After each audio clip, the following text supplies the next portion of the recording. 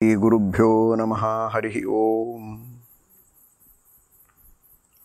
ಯತ್ಪದಂ ವೇದ ಸಂವೇದ್ಯಂ ಕಟಾಕ್ಷೇಣಾಪಿ ವೀಕ್ಷಿತುಂ ನ ಕ್ಷಮಂತೆ ವಿಮತಯಸ್ತಮುಪಾಸೇ ಶ್ರೇಯಃ ಪತಿಂ. ಯೋಯಂ ಕಾಲಸ್ತಸ್ಯ ತೇ ವ್ಯಕ್ತಬಂಧೋ ಚೇಷ್ಟಾಮಾಹುಶ್ಚೇಷ್ಟತೆ ಯೇನ ವಿಶ್ವಂ ನಿಮೇಷಾದಿರ್ವತ್ಸರಾಂತೋ ಮಹೀಯಾನ್ ತಂ ತ್ವೇಷಾನಂ ಕ್ಷೇಮಧಾಮ ಪ್ರಪದ್ಯೆ.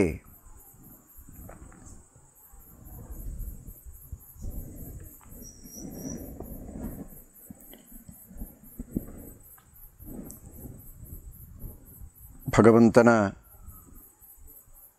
ಕೃಪೆಯಿಂದ ಯುಗಾದಿಕೃತ್ ಕೃತಯುಗ, ತ್ರೇತಾಯುಗ, ದ್ವಾಪರಯುಗ, ಕಲಿಯುಗ ಹೀಗೆ ವಿವಿಧ ಯುಗಗಳ ಆದಿಯನ್ನು ಮಾಡುವ ಸ್ವಾಮಿ ಭಗವಂತ ಯುಗಾದಿಕೃತ್ ಅಂತಹ ಪರಮಾತ್ಮನ ದಯೆಯಿಂದ ಯುಗಾದಿಯ ಉತ್ಸವವನ್ನು ಆಚರಣೆ ಮಾಡುವ, ನೂತನ ಸಂವತ್ಸರವನ್ನು ಆರಂಭ ಮಾಡುವ ಸುಯೋಗ ನಮಗೆಲ್ಲ ದೊರಕಿದೆ ಅಂತ ಭಾವಿಸಬೇಕು. ದೇಶಕಾಲಾಧಿಪತೆ ಎಂಬುದಾಗಿ ಪರಮಾತ್ಮನನ್ನು ನಾವು ಚಿಂತನೆ ಮಾಡಬೇಕು. ಎಲ್ಲ ದೇಶಗಳಿಗೆ ಪತಿ, ಎಲ್ಲ ಕಾಲಗಳಿಗೂ ಸ್ವಾಮಿ ಪರಮಾತ್ಮ. ಆ ಭಗವಂತ ಯುಗಾದಿಕೃತ್ ಎಂಬುದಾಗಿಯೂ ವಿಷ್ಣು ಸಹಸ್ರನಾಮ ಹೇಳಿದೆ. ಸಂವತ್ಸರ ಅಂತೂ ಅವನನ್ನು ಕರೆದಿದೆ. ಉಗ್ರಹ ಸಂವತ್ಸರ. ಸಮ್ಯಕ್ ವತ್ಸಾನ್ ರಮಯತಿ, ತನ್ನ ಮಕ್ಕಳನ್ನು ಚೆನ್ನಾಗಿ ಸಂತೋಷಪಡಿಸ್ತಾನೆ ಅನ್ನುವುದಕ್ಕಾಗಿಯೇ ಭಗವಂತನನ್ನು ಸಂವತ್ಸರ ಅಂತ ಕರೆದದ್ದು. ಅಂತಹ ಸಂವತ್ಸರ ನಾಮಕನಾದ ಯುಗಾದಿಕೃತ್ ಆದ ಪರಮಾತ್ಮನ ಚಿಂತನವನ್ನು ಈ ಸಂದರ್ಭದಲ್ಲಿ ನಾವು ಮಾಡಬೇಕು. ಜೊತೆಗೆ ದೇವರು ವಿಕಾರಿಯೂ ಹೌದು. ಅದು ಹೇಗೆ? ನಿರ್ವಿಕಾರನಾದ ಭಗವಂತನಿಗೆ ವಿಕಾರ ಹೇಗೆ ಅಂತ ನಿಮ್ಮ ಮನಸ್ಸಿನಲ್ಲಿ ಅನಿಸಬಹುದು. ಪರಮಾತ್ಮನಿಗೆ ವಿಕಾರ ಇಲ್ಲ. ದೇವರೇ ಜಗತ್ತಾಗಿ ವಿಕಾರವನ್ನು ಹೊಂದಿದ್ದು ಸರ್ವಥಾ ಅಲ್ಲ. ಹಾಗಾದರೆ ಭಗವಂತನಿಗೆ ವಿಕಾರಿ ಅಂತ ಕರೆದದ್ದು ಯಾಕೆ ಅಂದರೆ, ವಿವಿಧಕಾರಿ, ವಿವಿಧವಾದ ಜಗತ್ತಿನ ನಿರ್ಮಾಣ ಮಾಡಿದ್ದಕ್ಕೆ ಭಗವಂತ ವಿಕಾರಿ. ಯಾರು ದುರ್ಜನರು ಅಂಥವರಿಗೆ ವಿಕಾರಿ, ವಿರುದ್ಧಕಾರಿ. ಅವರಿಗೆ ವಿರುದ್ಧವಾಗಿ ಭಗವಂತ ತಾನು ಯುದ್ಧವನ್ನು ಮಾಡಿ ಅಥವಾ ಅವರಿಗೆ ಶಿಕ್ಷೆಯನ್ನು ಕೊಟ್ಟು ಸಜ್ಜನರನ್ನು ರಕ್ಷಣೆ ಮಾಡ್ತಾನೆ. ಆದ್ದರಿಂದ ಭಗವಂತ ವಿಕಾರಿ. ಇನ್ನೊಂದು, ನಿಜವಾಗಿ ಭಗವಂತನಿಗೆ ವಿಕಾರ ಇಲ್ಲ ಅನ್ನುವುದು ಸತ್ಯವಾದರೂ ವ್ಯವಹಾರದಲ್ಲಿ ನಾವು ಮಾತಾಡುವಾಗ ರಾಜರು, ನಿಜವಾದ ರಾಜರು ಯಾವಾಗ ಪ್ರಜೆಗಳು ಏನಾದರೂ ಪ್ರಾರ್ಥನೆ ಮಾಡಿಕೊಂಡ್ರೆ ಅವರ ಮನಸ್ಸಿನಲ್ಲಿ ಏನಾದರೂ ವಿಕಾರ ಆಗಬೇಕು.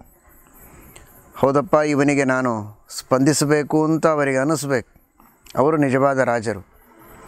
ಜಗತ್ತಿನ ರಾಜನಾದ ನಮ್ಮ ಭಗವಂತ ಭಕ್ತರು ಮಾಡಿದ ಎಲ್ಲ ಪ್ರಾರ್ಥನೆಗಳಿಗೂ ಸ್ಪಂದಿಸ್ತಾನೆ ಅನ್ನುವ ಅರ್ಥದಲ್ಲಿ ಅವನ ಮನಸ್ಸಿಗೆ ವಿಕಾರ ಅಂತ ಇಲ್ಲದಿದ್ದರೂ ಈ ಅಭಿಪ್ರಾಯದಲ್ಲಿ ಭಗವಂತ ಎಲ್ಲರ ಪ್ರಾರ್ಥನೆಗೆ, ಸಜ್ಜನರ ಪ್ರಾರ್ಥನೆಗೆ, ಭಕ್ತರ ಪ್ರಾರ್ಥನೆಗೆ ಸ್ಪಂದಿಸುವ ವಿಕಾರಿ. ಈ ಅರ್ಥದಲ್ಲಿ ವಿಕಾರಿ ಸ್ವಾಮಿ ಭಗವಂತ, ಸಂವತ್ಸರನು ಭಗವಂತ. ಅಂತಹ ವಿಕಾರಿ ಸಂವತ್ಸರದ ಪ್ರಾರಂಭದ ದಿನ ವಿವಿಧ ವಸ್ತುಗಳ ನಿರ್ಮಾಣ ಮಾಡಿದ, ಭಕ್ತರು ಬೇಡಿದ ವಿವಿಧ ಅಭೀಷ್ಟಗಳ ನಿರ್ಮಾಣ ಮಾಡುವ, ದುರ್ಜನರಿಗೆ ವಿರುದ್ಧವನ್ನು ಮಾಡುವ ಆ ಭಗವಂತನನ್ನು ನಾವು ಸ್ಮರಿಸೋಣ. ಅವನ ಅನುಗ್ರಹದಿಂದ ನಮಗೆಲ್ಲ ಏನಾಗಬೇಕೆಂದರೆ ಶ್ರೀಮದ್ ಭಾಗವತ ಹೇಳುತ್ತಲ್ಲ, ತದಶ್ಮಸಾರಂ ಹೃದಯಂಬತೇದಂ ಯದ್ಗೃಹ್ಯಮಾಣೈರ್ಹರಿನಾಮಧೇಯೈಃ ನ ವಿಕ್ರಿಯೇತಾಥ ಮುಖೇ ವಿಕಾಸಃ ನೇತ್ರೇ ಜಲಂ ಗಾತ್ರರುಹೇಷು ಹರ್ಷಃ. ದ್ವಿತೀಯ ಸ್ಕಂಧದಲ್ಲಿ ಶೌನಕರು ಹೇಳುವಂತಹ ಮಾತು ಎಂಬುದಾಗಿ ವೇದವ್ಯಾಸದೇವರು ತಿಳಿಸ್ತಾರೆ. ಭಾಗವತದಲ್ಲಿ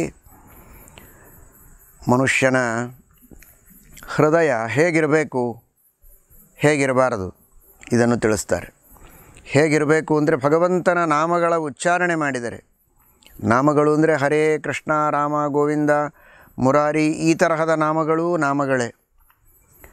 ಶಾಸ್ತ್ರಗಳು ಭಗವಂತನ ನಾಮಗಳೇ. ಋಗ್ವೇದ ಯಜುರ್ವೇದಾದಿಗಳ ಹೆಸರನ್ನೆಲ್ಲ ಹೇಳಿ ನಾರದರು ಛಾಂದೋಗ್ಯೋಪನಿಷತ್ತಿನಲ್ಲಿ ಸೋಹಂ ನಾಮವಿದೇವಾಸ್ಮಿನಾತ್ಮವಿತ ಅಂತಾರೆ. ಅದರ ಅಭಿಪ್ರಾಯ ಇವುಗಳೆಲ್ಲ ಭಗವಂತನ ನಾಮಗಳೇ. ಎಲ್ಲ ವೇದಗಳೂ ದೇವರ ನಾಮಗಳೇ, ಎಲ್ಲ ಶಾಸ್ತ್ರಗಳೂ ದೇವರ ನಾಮಗಳೇ. ಹೀಗಾಗಿ ಭಗವಂತನ ನಾಮಗಳು ಅಂದರೆ ರಾಮಕೃಷ್ಣ ಮೊದಲಾದ ನಾಮಗಳು ಅಥವಾ ಶಾಸ್ತ್ರಗಳು.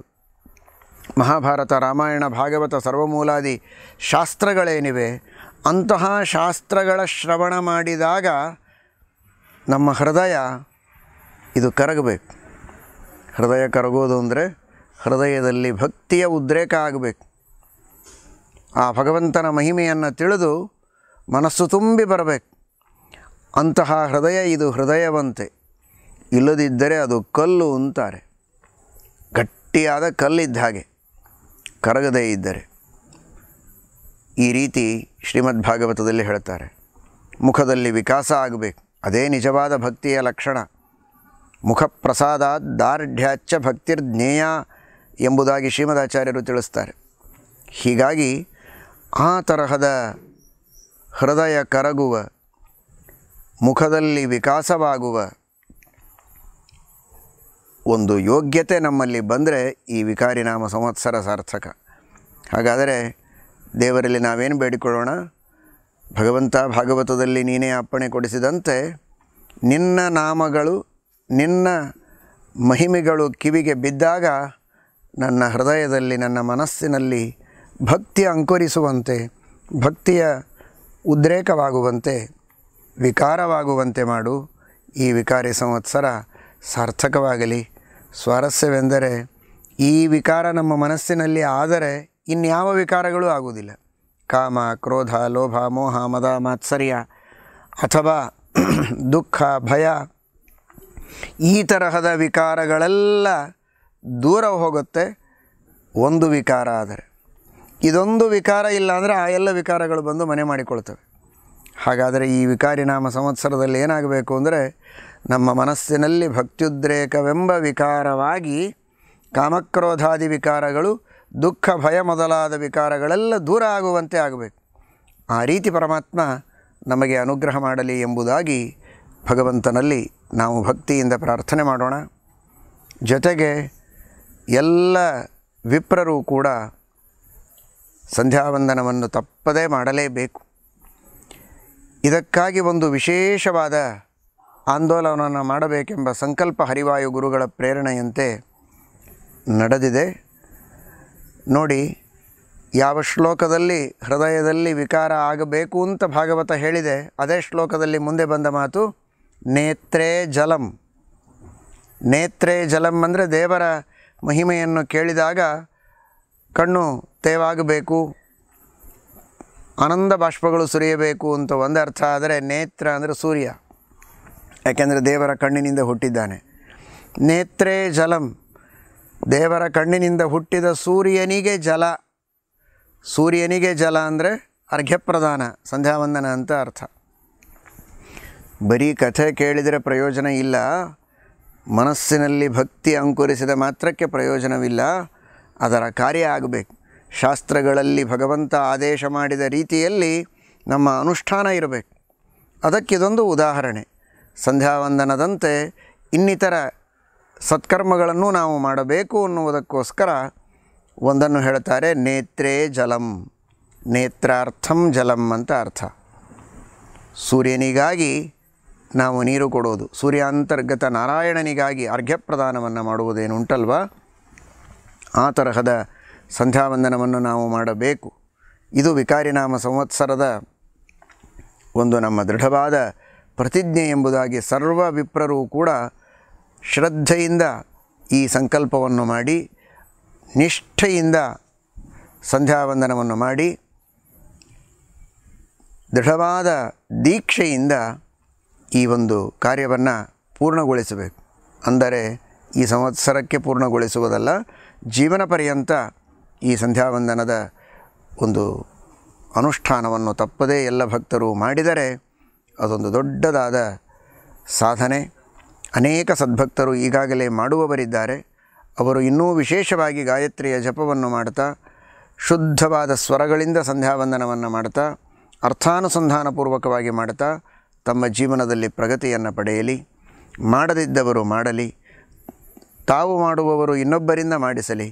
ಒಬ್ಬರು ಕನಿಷ್ಠ ಪಕ್ಷ 10 ಜನರಿಗಾದರೂ ನಾವು ಹೇಳಿ ಅವರಿಂದ ಸಂಧ್ಯಾವಂದನವನ್ನು ಮಾಡಿಸ್ತೇವೆ ಎನ್ನುವ ಒಂದು ಪ್ರತಿಜ್ಞೆಯನ್ನು ಮಾಡಿ ನಮ್ಮ ಇಡೀ ದೇಶದಲ್ಲಿ ಎಲ್ಲ ಭಗವದ್ಭಕ್ತರು ಕೂಡ ವಿಪ್ರರು ಸಂಧ್ಯಾವಂದನವನ್ನು ಮಾಡುವಂತಾದರೆ ಅದರಿಂದ ಎಲ್ಲರಿಗೂ ಸುಭಿಕ್ಷೆ, ಎಲ್ಲರಿಗೂ ಮಂಗಲ.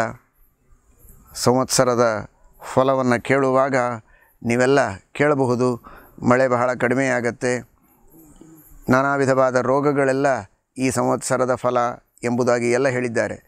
ರಾಜರಲ್ಲಿ ಕಲಹವಾಗತ್ತೆ. ಆದರೆ ತಪ್ಪದೇ ಸಂಧ್ಯಾವಂದನವನ್ನು ಗಾಯತ್ರಿಯ ಜಪವನ್ನು ಎಲ್ಲ ಭಗವದ್ಭಕ್ತರು ಮಾಡಿದಲ್ಲಿ ನಿಶ್ಚಿತವಾಗಿಯೂ ಯಾವ ಆಪತ್ತುಗಳಿಲ್ಲದೇ ಇದ್ದಂತೆ ಸಜ್ಜನರಿಗೆ, ಉತ್ತಮರಾದಂತಹ ಧಾರ್ಮಿಕರಾದ ರಾಜರಿಗೆ ವಿಜಯವಾಗತ್ತೆ. ಎಲ್ಲ ಕಡೆಗೆ ಸುವೃಷ್ಟಿ ಸುಭಿಕ್ಷೆ ಎಲ್ಲ ಸಜ್ಜನರಿಗೆ ಲಭಿಸುವುದರಲ್ಲಿ ಯಾವುದೇ ಸಂಶಯವಿಲ್ಲ. ಈ ದೃಷ್ಟಿಯಲ್ಲಿ ಎಲ್ಲರೂ ಪ್ರತಿಜ್ಞೆಯನ್ನು ಮಾಡಬೇಕು. ವಿಕಾರಿನಾಮ ಸಂವತ್ಸರ ಎಲ್ಲರಿಗೂ ಶುಭಪ್ರದವಾಗಲಿ, ಮಂಗಲವಾಗಲಿ, ಜ್ಞಾನ ಭಕ್ತಿ ವೈರಾಗ್ಯಗಳ ಅಭಿವೃದ್ಧಿಯಾಗಲಿ, ಸತ್ಕರ್ಮಗಳ ಅನುಷ್ಠಾನ ವಿಶೇಷವಾಗಿ ನಡೆಯಲಿ, ಸಚ್ಚಾಸ್ತ್ರಗಳ ಶ್ರವಣ ಉತ್ತರೋತ್ತರ ಅಭಿವೃದ್ಧಿಯಾಗಲಿ ಎಂಬುದಾಗಿ ಗುರುಗಳಲ್ಲಿ ಅಂತರ್ಯಾಮಿಯಾದ ಭಾರತೀಯ ರಮಣ ಮುಖ್ಯ ಪ್ರಾಣಾಂತರ್ಗತ ಮೂಲರಾಮ ದಿಗ್ವಿಜಯರಾಮ ವೇದವ್ಯಾಸದೇವರಲ್ಲಿ ಭಕ್ತಿಪೂರ್ವಕವಾಗಿ ಪ್ರಾರ್ಥನೆಯನ್ನು ಮಾಡ್ತಾ ಇದ್ದೇವೆ. ಶ್ರೀಕೃಷ್ಣಾರ್ಪಣಮಸ್ತು.